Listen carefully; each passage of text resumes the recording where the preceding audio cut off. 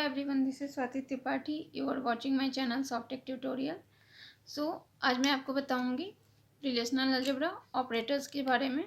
Okay, so basic relational algebra operators क्या क्या होते हैं? Projection, selection, cross product, union, minus, rename. Okay, so now derived operators आपके क्या क्या होते हैं? Intersection, join and division. So intersection में आपका क्या हो गया? R intersection S. इसे आप कैसे फाइंड करते हो? R minus S. तो इस तरह से आर में से आपने आर माइनस एस माइनस कर दिया. ओके, तो आपका इंटरसेक्शन निकल जाता है. ओके, नाउ आपका ज्वाइन ऑपरेशन क्या होता है? Cross product, sigma and projection, इन तीनों को मिला के आप ज्वाइन ऑपरेशन बनाते हो. ओके, एंड डिवीजन में आपका क्या होता है? Projection, cross product and minus. So start करते हैं. सेट ऑपरेटर्स के कुछ रूल होते हैं, वो क्या है वो आप पहले समझ लीजिए. Union, intersection, minus. तो relation should be union compatible. जो आपका रिलेशन है वो क्या होना चाहिए? Union compatible. R and S should be union compatible. R N S आपका क्या होगा? यूनियन कंपैटिबल होगा. कब होगा? जब arity of R N S should be same. आपका जो एरिटी है आर एन एस का वो क्या होना चाहिए? सेम होना चाहिए. ठीक है. And range of attribute of R N S should be similar. जो आपके एट्रीब्यूट आर एन एस के जो एट्रीब्यूट्स हैं उसके जो रेंज है वो क्या होना चाहिए? सिमिलर होना चाहिए. ओके,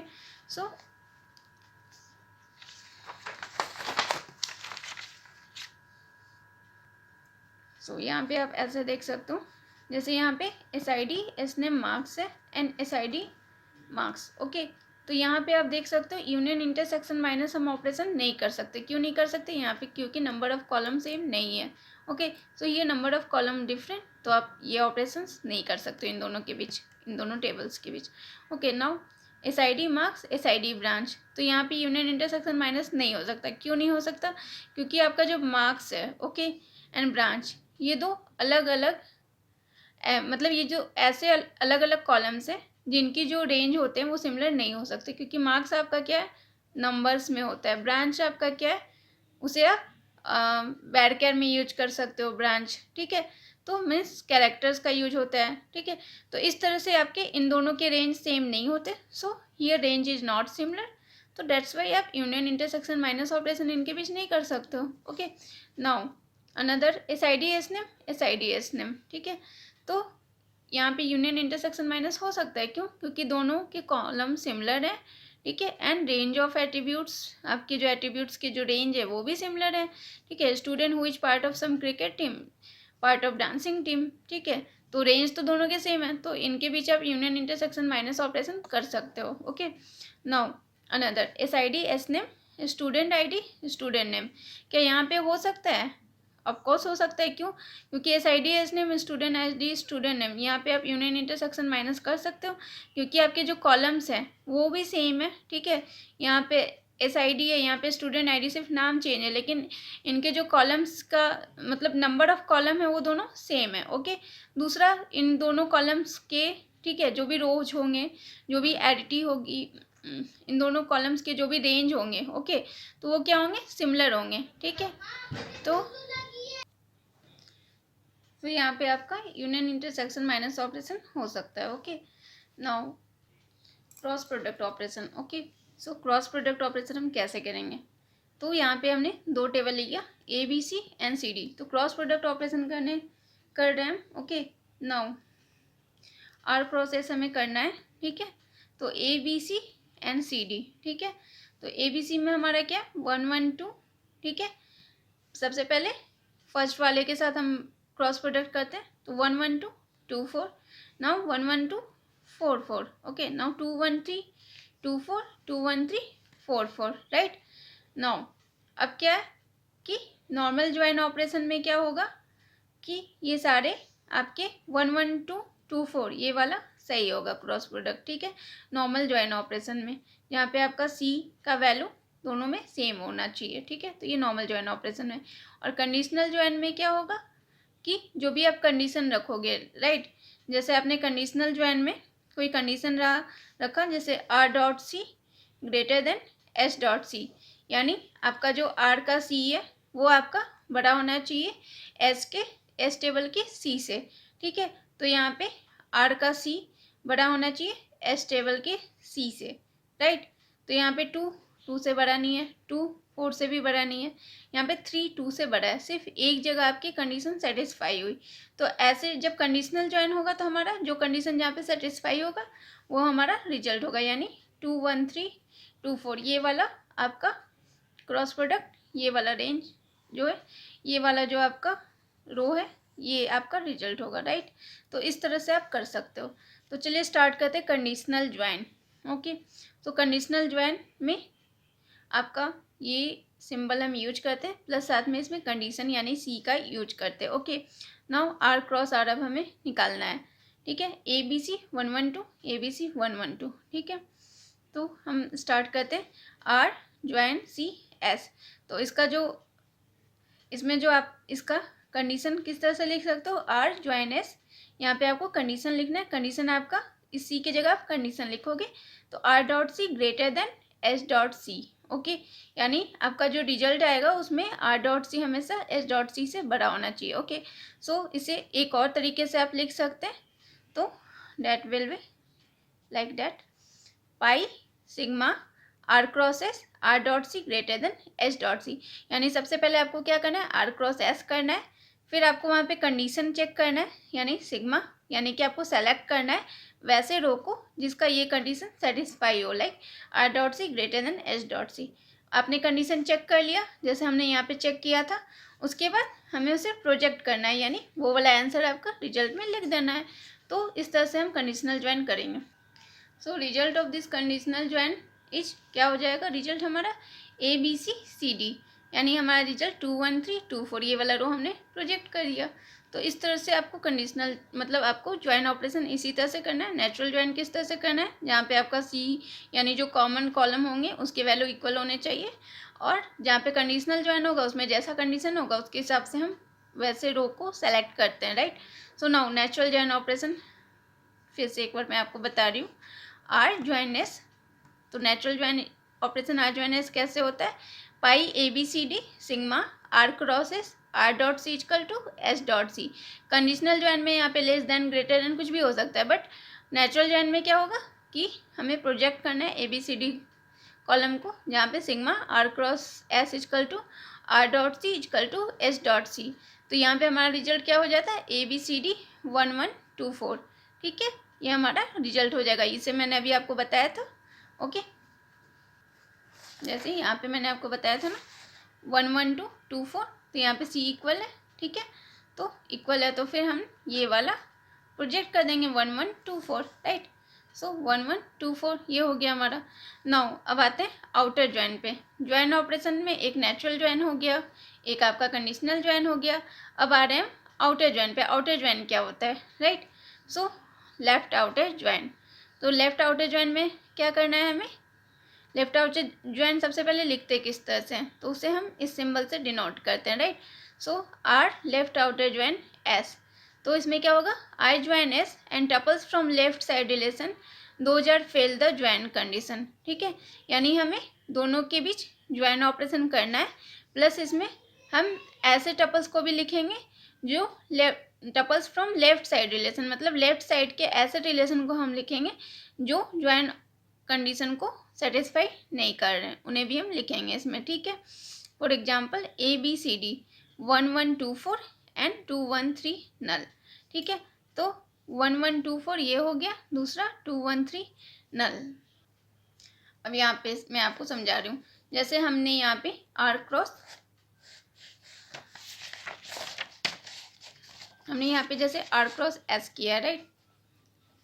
तो यहाँ पे आप देख सकते हो कि 1 1 2 4 ये वाला तो आपका कंडीशन नॉर्मल ज्वाइन में ये हो रहा है ना, राइट। अब लेफ्ट आउटर ज्वाइन जब हम करते हैं तो जो हमारा नॉर्मल ज्वाइन ऑपरेशन सेटिस्फाई हो रहा है उसे तो हम लिखेंगे ही, प्लस लेफ्ट साइड के रिलेशन से यानी आर रिलेशन से जो टपल्स आपके सेटिस्फाई नहीं कर रहे उसे भी लिखेंगे, जैसे 2 1 3। तो ये आपका रिलेशन को सेटिस्फाई नहीं कर रहा है, मतलब जो रिजल्ट है उसमें ये नहीं आ रहा है, तो भी हम लेफ्ट साइड के रिलेशन को लिखेंगे, ठीक है। लेफ्ट साइड के रिलेशन के टपल्स को लिखेंगे। तो ये आपका हो गया लेफ्ट आउटर ज्वाइन, ठीक है। तो 1 1 2 4 उसके अलावा 2 1 3 नल, ठीक है। तो इसे हम लिखेंगे, तो ये आपका हो गया left outer join. So left outer join आप समझ गए कैसे हमें लिखना है। रिजल्ट हमारा हो जाएगा 1124, उसके अलावा 213 नल, यानी R and S and tuple from left side relation those are fail the join condition. वैसे लेफ्ट साइड रिलेशन के वैसे टपल्स को लिखेंगे जो ज्वाइन कंडीशन को फेल मतलब फेल कर रहे हैं। Okay, now right outer join, same right outer join में भी आपको सेम वही करना है, बस आप अंतर क्या है आपका कि मतलब यहाँ पे लेफ्ट साइड के रिलेशन के टपल्स को लिख रहे थे, यहाँ पे राइट साइड के रिलेशन के टपल्स को हम लिखेंगे जो ज्वाइन कंडीशन को फेल हो गया। ओके, सो हमारा नेचुरल ज्वाइन में 1124 था, तो वो वाला राइट आउटर ज्वाइन में भी हमारा रहेगा। एग्जाम्पल वही सिमिलर है जो मैंने अभी आपको बताया था। ओके, और उसके अलावा देखिए ये वाले में हमारा ये वाला तो सेटिस्फाई हो रहा है, राइट।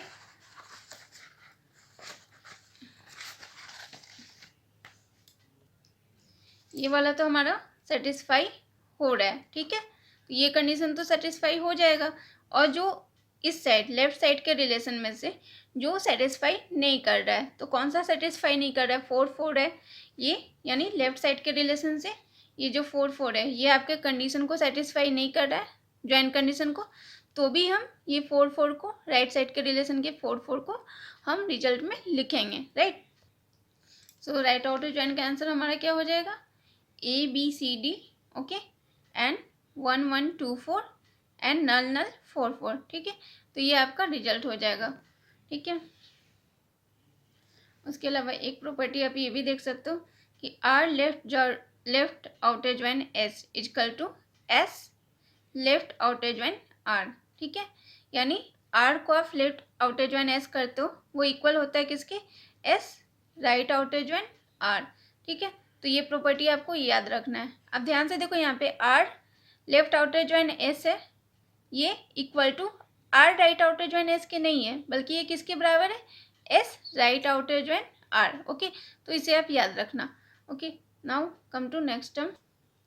अब हम आते हैं फुल आउटर ज्वाइन पे। Okay, so full outer join क्या होता है, R full outer join S, तो R full outer join S, इसमें क्या है, R left outer join S union R full outer join S, इन दोनों की यूनियन जब हम करते हैं तो हमारा क्या वैल्यू आ जाता है, full outer join are full outer join S, इसका जो रिजल्ट है वो क्या होगा, ABCD 1124। उसके अलावा लेफ्ट आउटर ज्वाइन एस के वैल्यू को भी हम लिखेंगे 213 नल, राइट आउटर ज्वाइन एस के वैल्यू को भी लिखेंगे नल 4, तो ये आपका फुल आउटर ज्वाइन एस हो गया। Okay, now what is rename operation, rename operator क्या है, तो यहाँ पे एक दो एग्जांपल मैं आपको बताती हूँ, इससे आप अच्छे से समझ जाओगे। स्टूडेंट SID SNAME मार्क्स, ये हमने टेबल ले लिया, अब हमें इसे रीनेम करना है। ओके, यानी हमें स्टूडेंट टेबल के नेम को रीनेम करना है, तो हम किस तरह से करेंगे, रो T1 कॉमा स्टूडेंट, ये रो क्या रीनेम ऑपरेटर है। ओके, सो रो T1 कॉमा स्टूडेंट, यानी स्टूडेंट टेबल को हम किससे रीनेम कर रहे हैं, T1 से, तो हमारा जो रिजल्ट है वो क्या आ जाएगा, T1 SID SNAME मार्क्स, ठीक है, ये हमारा रीनेम हो गया ये टेबल, और इसका नाम क्या हो गया, T1 हो गया, ठीक है। नाउ सेकेंड एग्जाम्पल, रो स्टूडेंट INM, अब हमें स्टूडेंट टेबल के कॉलम को रीनेम करना है, ठीक है, तो हम किस तरह से लिखेंगे, रो स्टूडेंट I, N, M, तो स्टूडेंट हमारा जो टेबल का रिजल्ट क्या आ जाएगा, स्टूडेंट INM, यानी जो यहाँ पे स्टूडेंट टेबल का जो कॉलम था SID SNAME मार्क्स वो रीनेम हो गया किससे, INM से। ओके, तो इस तरह से आप रीनेम ऑपरेटर का यूज कर सकते हो। Now come to division operator. Division operator क्या है, तो यहाँ पे आपको सही से यहाँ पे दिख नहीं रहा होगा क्योंकि मैंने यहाँ पे रेड पेन से भी लिख दिया है, थोड़ा सा यहाँ पे कुछ छूट गया था।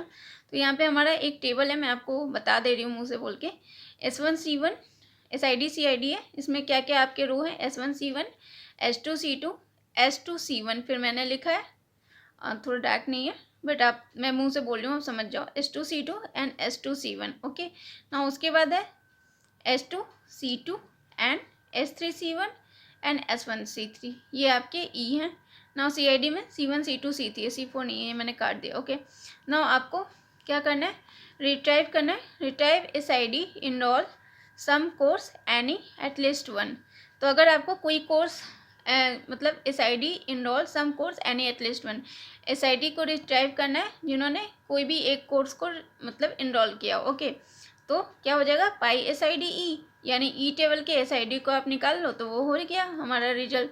ठीक है, नाउ अब आपको रिट्राइव क्या करना है, retrieve SID enroll all course every course, यानी आपको ऐसे SID को फाइंड करना है जिन्होंने सारे कोर्स के लिए अप्लाई किया है। तो इसे आप कैसे फाइंड करोगे, डिवीजन ऑपरेटर का यूज करके फाइंड करोगे, राइट।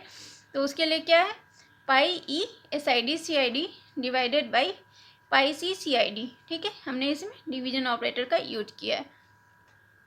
तो डिवीजन ऑपरेटर हम कैसे करेंगे, जब हम डिवीजन ऑपरेटर करते हैं पाई ई SID CID divide by pi C CID, तो इसका जो वैल्यू है वो क्या होता है, किस तरह से हम फाइंड करते हैं, पाई ई SID ये इक्वल टू है, ये इसका फॉर्मूला है। ठीक है, तो इसे आप याद रखना, डिवीजन ऑपरेटर है ये इक्वल टू है पाई ई SID।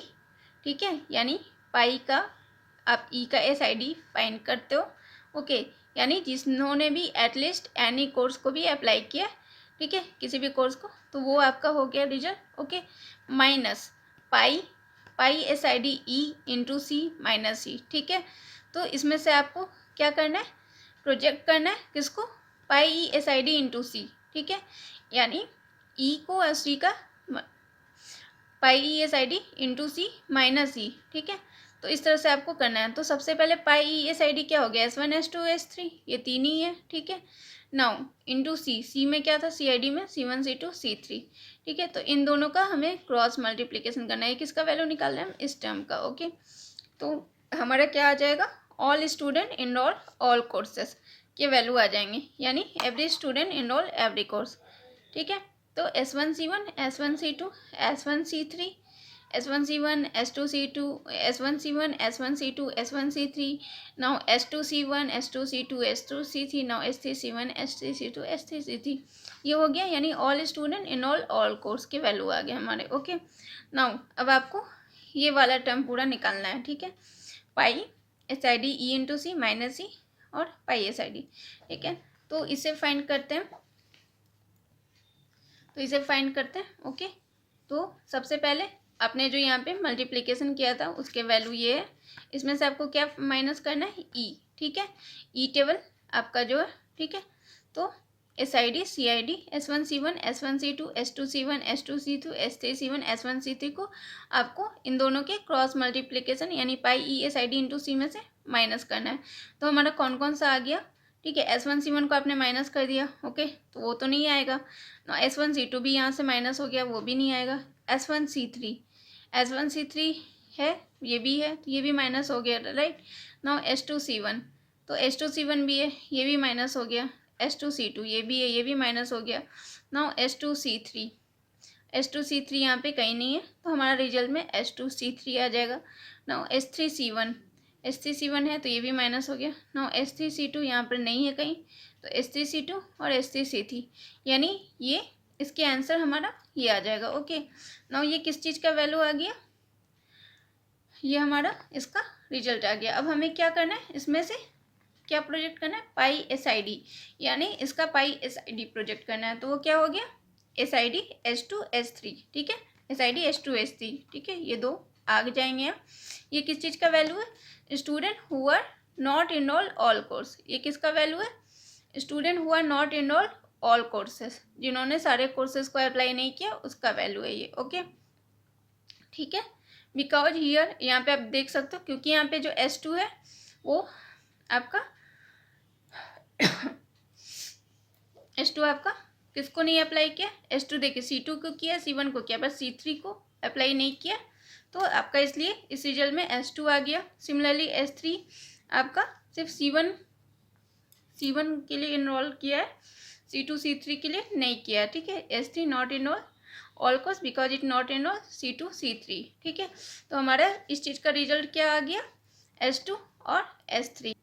नाउ अब हमें डिवीजन ऑपरेटर फाइंड करना था, तो उसका क्या था फॉर्मूला, पाई SID minus pi SID E into C minus C।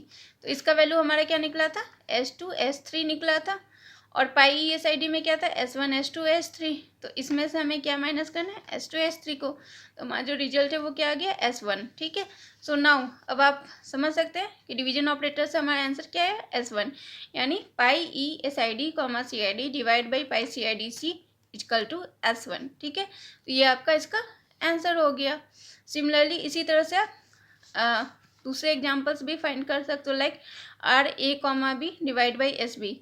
तो ये इसका किस तरह से आप फाइंड करोगे, pi A R minus pi A R into B minus R. ठीक है, तो इस तरह से इसको फाइंड कर लोगे। सिमिलरली यहाँ पे अगर आपको R A B C D divide करना है एस सी डी से, तो कैसे फाइंड करोगे, pi A B R minus pi A B R into S minus R. ठीक है, तो इस तरह से आप सारे डिवीजन ऑपरेटर को फाइंड कर सकते हो। Okay, so thank you for watching my channel and I hope you like it and please like and subscribe us and if you have any friend तो प्लीज़ आप उससे शेयर कर सकते हैं। Okay, so thank you for watching.